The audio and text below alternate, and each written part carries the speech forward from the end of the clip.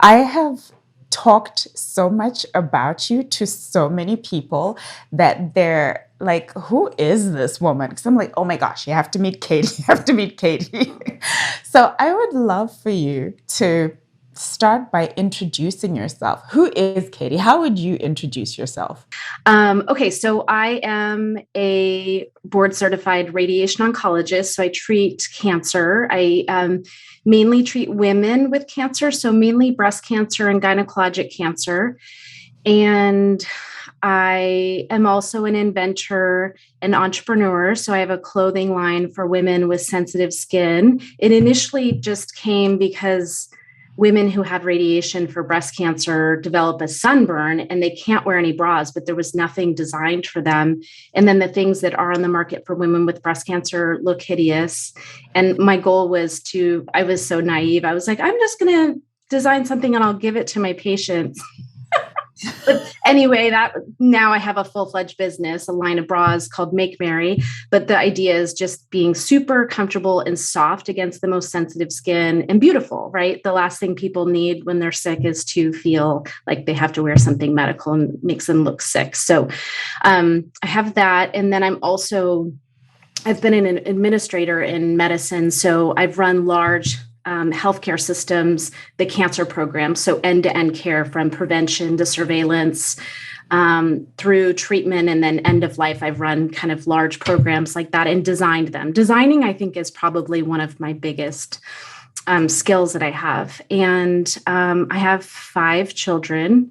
I have 3 of them biologically, and then I have 2 stepchildren, but they're all mine. So it's busy in my household. And yeah, and I just launched a podcast. So that's kind of a brief. And I'm from California. I live in Oregon now.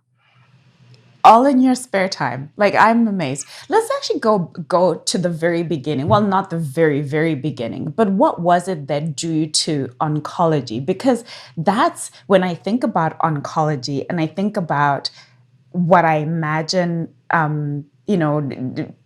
it would be like to be an oncologist is you're dealing on the daily with people who are probably at their worst in the sense that they've been given the diagnosis that they never wanted to hear. So what was it that drew you to oncology? Sure. So I was a neuroscience and biopsychology major as an undergrad. And I was at the time, it was naive to think I was like, well, there are only like 2 things that I could do with this. One is go to medical school and the other is do research. And so my mom, who's a nurse practitioner, was like, gosh, she knew I wanted children. She knew I loved children. And she was like, from working in the hospital, she was worried about what a career would look like in medicine. And so she's like, gosh, I don't know that you want that. It probably sounds great, but I don't know that you really want that. So this is a theme in my life. When I'm like going to go for something, I like just go for the jugular. So I was like, okay, well, what's the thing that's going to cross medicine off my list? Is a thing that can like just make this an easy no? And I was like, well, the one thing in medicine that I definitely wouldn't like is that people die. And like, I don't think that I could handle that. And so I signed up to volunteer at hospice, and it was an inpatient hospice. And that experience changed my life. So I went in there thinking I was going to cross medicine off my list. And what I found was that the experience was transformative for me, because here I was 20 years old. I was totally like just consumed in my life thinking like, everything revolves around me. And I get into these rooms with these patients and they shared so much wisdom because, things get real. Like when someone has cancer or when someone's facing the end of their life, it's like the BS is out the window, right? And I loved that because I am like a deep person. So I'm not a small talk person. I'm going to like go in and like I really want to have deep conversations with people. And this was like the perfect place for me. And I learned so much about what was important as people looked back on their life. Like, what would they have done different? What is this life about? At 20, I had no clue. And this was just such an opener for me. And after that experience, I was like, oh my gosh, I absolutely want to go in medicine. And not only do I want to go into medicine, I want to go into oncology because I just want this intimacy. I want to be around people who are facing life-threatening illness because life gets so real. And I also realized that not everyone wants to be in that space, but I love it. Like, I love it when things get really real. I'm really good. Like, I can manage that, and I can hold space. And so for me, it was just like a really good fit.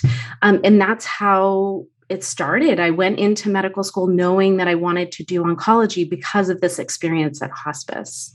That is such an interesting thing to say, and an interesting perspective for a 20-year-old to have, is this realization about, like you said, how real life gets when you're faced with death. How do you feel about death? Is it something you're afraid of? Mm-mm. No, because I've been around so much of it. So at this point, I've treated over 5,000 patients. I've been practicing for 16 years, and about 40% of the patients that I treat will die of their cancer. 60% of what we do is curative, 40% is palliative, where I'm just helping with symptoms.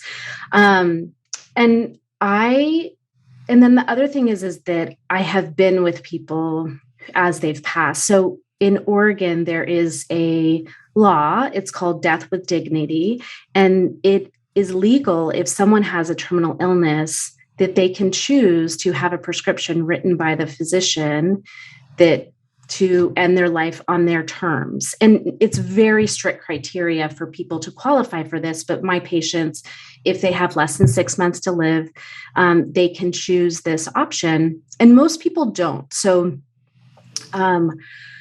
I have been with people when they've taken the medication. Most doctors don't do that. If they prescribe it, they don't attend the transition. But for me, when I made the decision to participate, I said that I would always make that available to the patients. And so because I've been with people as they've transitioned, there is definitely something that leaves. And I really see this body as it's our vehicle for this lifetime, but our soul or our essence or whatever you want to call it, I know lives on. So through that experience, and then more recently, in the past year, I've had more metaphysical experiences where I can sense more what's happening when someone's transitioning in a less physical realm. And now after that experience, I literally know that whatever's next is amazing, better than what we have here, for sure. And so for those reasons, I've never really been afraid of death, just because I've been around it so much. And it can be so, I think what more people are afraid of is dying and suffering during the dying process than the actual transition. So for me, I would say I am afraid of like suffering and holding on and having like something that really affects my loved ones in a traumatic way. But in terms of the transition from this life, I feel very comfortable with the concept of death. And I really don't think that death is an end. I think it's just a transition of form. And if you believe in conservation of energy, basically energy is not created or destroyed. And so when this body passes, that energy goes somewhere. I don't know where. Yeah, let us know when you find that part out. Yeah. Something you said, actually, and I promise this is not going to be a whole morbid thing just about death. Katie is so much more than that. But you said something that was so striking to me that I literally had to sit with it. You said about the fact that when you die alone. And I thought, can you share what you meant and what that was about? Sure. So this was with one of my patients who I helped use the Death with Dignity kind of transition. And it was such a beautiful transition for my patient, and her daughter was with her. And it was so beautiful. And when I came home from that, I remember like exactly where I was. I was out throwing the ball for my dogs.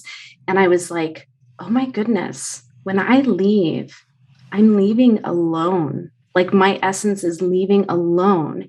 And so I can't let anybody else influence how I live my life because they're not coming with me. All these peers who I worry what they think, including my family and my husband, they're not coming. And like, I want to know that I lived my life and used my gifts and used all of my life to serve. And so I just had this, and I told my husband, and actually my husband was kind of triggered by it because I was really thinking about it when I was telling him. I wasn't thinking like, I don't care what you think, or like, I'm not going to do what you say, but I was thinking about our children. And because like we have teens, like a bunch of teens, and that they're so worried about what everyone's doing. And I was just like, we leave here alone. Like, it doesn't matter what anyone else thinks. And we spend so much of our time focused on what other people are doing, what other people are going to say, what we do. And it doesn't matter. They're not coming with me. And I want to be able to say that I lived my life according to my values and that I used my life. So that's that story. It's so beautiful. It's so beautiful and so true that we're so consumed with what other people think and making other people happy when really you have this one life and you like use it to the best that you can. Now, this is something that you taught me, Katie, and it's something that I literally use every day, just about every single day. You talked about the fact that, 40% of the time with your patients, you're dealing with people who it's really end of life and is just focused on helping them be as comfortable as possible. The other 60% are just as fearful, but they will likely recover. And so how do you help your patients with fear? Because I would imagine that's such a huge part of what you're managing is more than just the disease itself, but is the fear that goes with this. And I know you have a fantastic thing that you teach about dealing with fear. So I'll let you share that with us. Yeah. So fear causes more suffering for my patients than the actual cancer does. I mean, I can say that with confidence. And, you can imagine it's like, people say, oh, well, at least it's not cancer, right? When something happens, right? That happens. Well, in my world, it is cancer, right? And so the patients are just like the worst, all the worst things are running through their head. And, oh my gosh, what if I die? What if I leave my children? What if I, have terrible symptoms? But it's all these things that aren't necessarily happening right now. And this is maybe like 9 months ago, I saw a documentary called Buck. And the Buck is a horse trainer. And his story is that when he was a child, he was very badly abused by his father. And he ended up being removed from his family home and put into like a foster family home. And the foster family owned a ranch. And when he got there, he was like this little boy, 8 years old, and he was terrified. Even though he was terrified at home, to be put in this new environment was terrifying for him. And he remembered that his dad gave him his foster dad, who became the man who raised him, gave him a hammer and put him out on this fence and said, go to work, and gave him a job to do. And as he started interacting with horses over time, he started to see the horses differently than most of the other trainers. At the time when he was a child, the training was to break horses, that horses needed to be broken in order to be trained. And so a lot of the training was very, harmful on the horses and painful for them. And what he said was that he has this just beautiful, gentle touch with the horses that he doesn't even need to touch them. He can just be walking next to them and get them to do, what he wants them to do. And in the movie, he said the horses were just like me when I was that little boy. They need two things. They need to be loved and they need a job to do. And he said that's his whole philosophy around horse training. And it was so beautiful. I was like, wow, that is just beautiful. And then it made me think about our brain, because our brain can be so squirrely, right? So like our brain is all over the place, and fear is our brain doing its job, right? So our brains, the most primitive portions of our brains, are designed to scan for danger and point out all the things that could go wrong. So this is what's going on in our brain all day long. But we're not physically in danger in this moment. So most of the things that we're thinking about are possibilities, like future things, terrible things that could happen. And so same thing with my patients. And so what I thought about was, I was like, oh, our brains are like the horses. So if our brains just need to be loved for doing their job, because most of the time what we do is we do what the old horse trainers would do. We're like, oh, you're having all these thoughts that are unhelpful. So what do? We're like hard on ourselves. We're like beating ourselves for having these thoughts, when actually this is the way that our brains were designed. And so what I started to do is to teach my patients that their brain is just doing its job, and it needs two things. It needs to be loved for doing a great job. And actually, if you're terrified and having all these horrible thoughts, great. It means you have a healthy, functioning brain.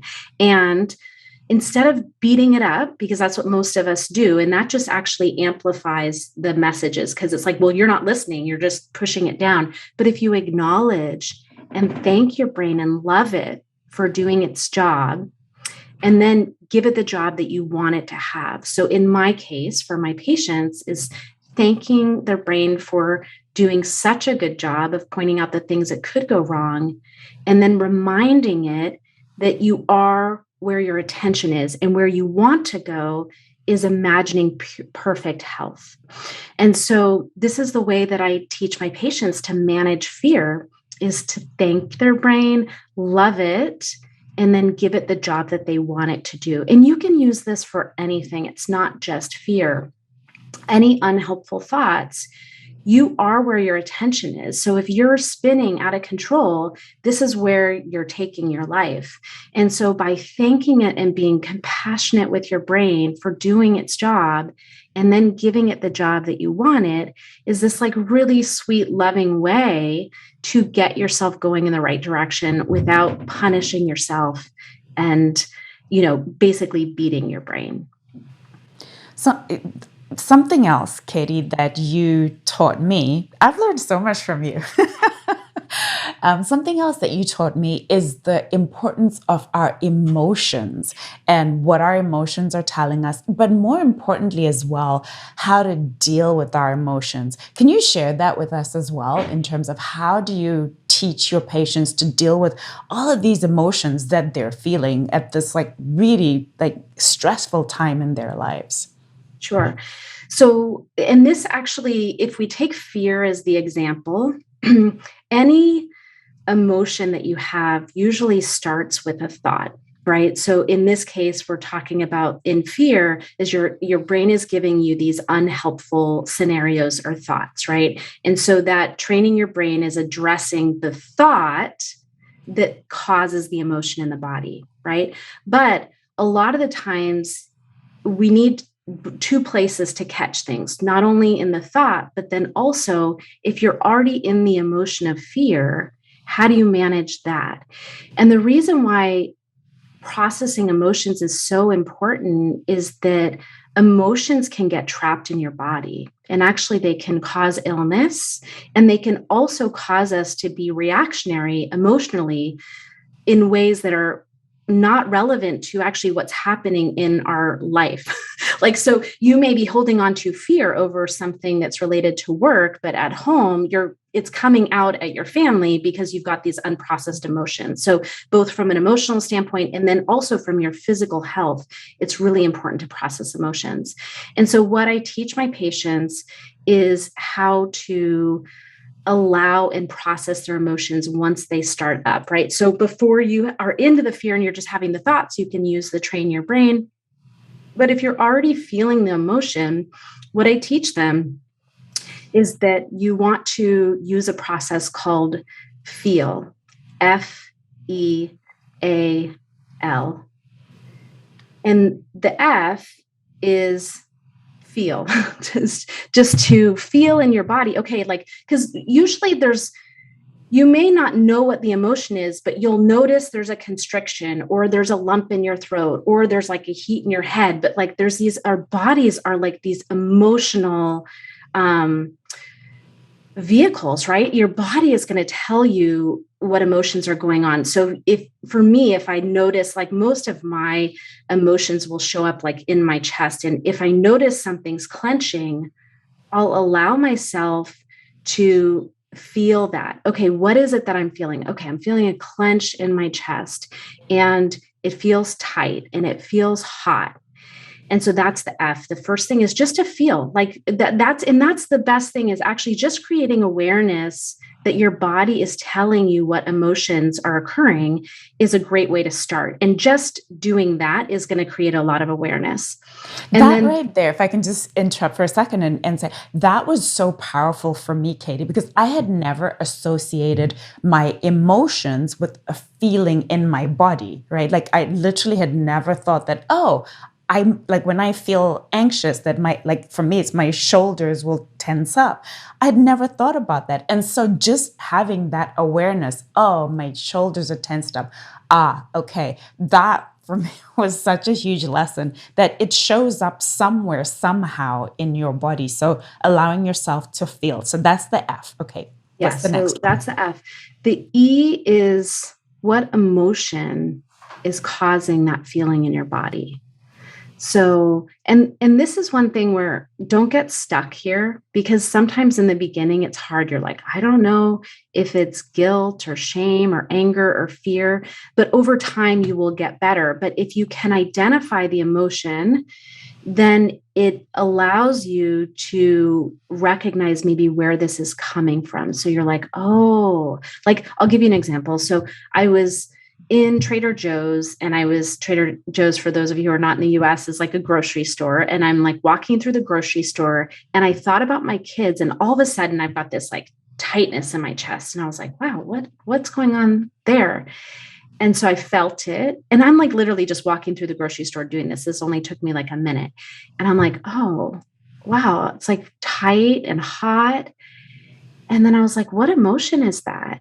And then I realized it was guilt, like that I felt guilty. I know at this point, I mean, every day there's something with parents. You can, if you allow yourself, you can feel guilty about something every day with children. But I don't know what I did that I or didn't do for the kids. And I was like, oh, I feel guilty about something with the kids. And so that's the second one, is just naming it and just having that motion. But like I said, if you can't, it's okay. Like just, you can say it's in like, it's in the negative emotion, or doing this with negative and positive emotions is good to learn how to process all of your emotions, but particularly with negative emotions. But you could just say, this just feels negative. You don't have to like get specific into exactly which emotion if you can't name it. So that's the F, is feel it. E is what emotion is coming up. And then A is allow it. And so literally this is I just breathe into it. So I take in a deep breath in through my nose and out through my mouth. I do not try to make it go away. I allow it.